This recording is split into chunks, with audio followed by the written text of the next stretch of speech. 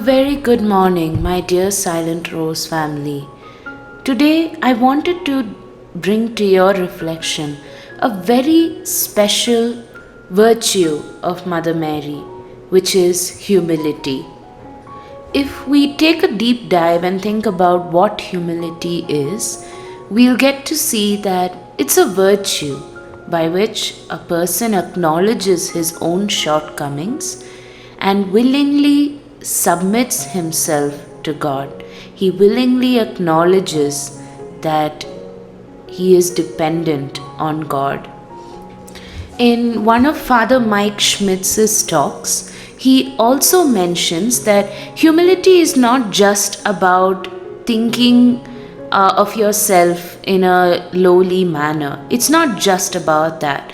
It's also about thinking less of yourself and more about how you can serve others the way God desires it.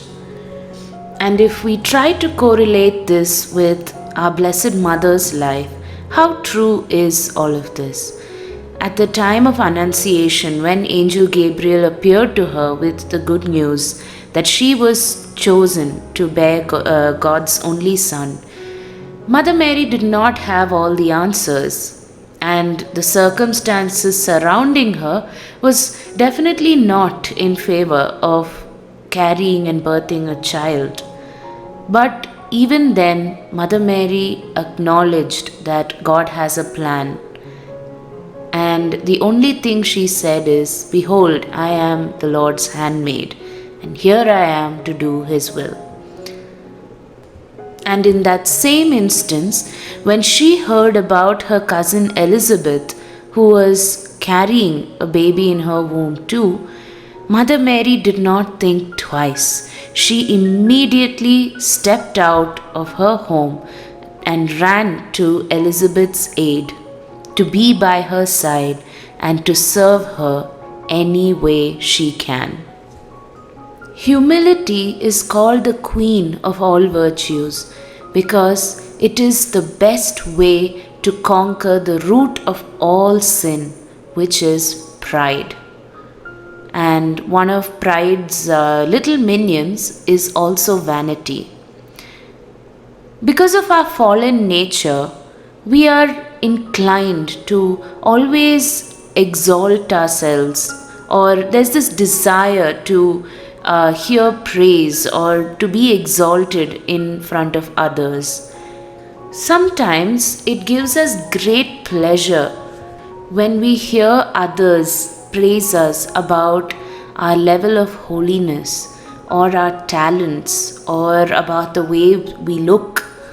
In these situations, humility is a wonderful virtue which helps us to take a step back and remind ourselves that at the end of the day, all these good things comes from God and not from us. And humility then teaches us the best way to use these good things to serve others, but most importantly, to stay faithful to what it is that God desires from you, rather than what it is that you desire for yourself. And dear friends, I completely understand.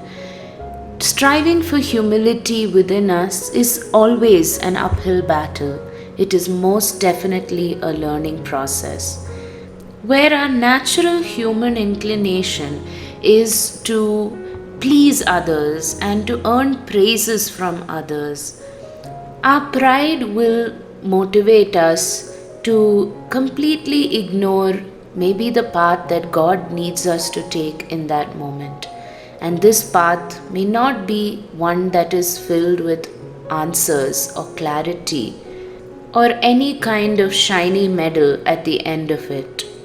But this is where, in humility, God invites us to come walk down His ways, to acknowledge that we do need His help, His loving embrace, to take us through the difficult journey of cultivating the virtue of humility within us. Scripture time and again shows us that The devil's biggest nemesis is our Holy Mother, primarily because of the virtue of humility that is within her. Because, as said in the words of Saint John Climacus, humility is the one thing that the devil cannot imitate. And this is exactly why the devil uses the capital sin of pride to corrupt us and to cultivate so many other sins like weeds within our soul.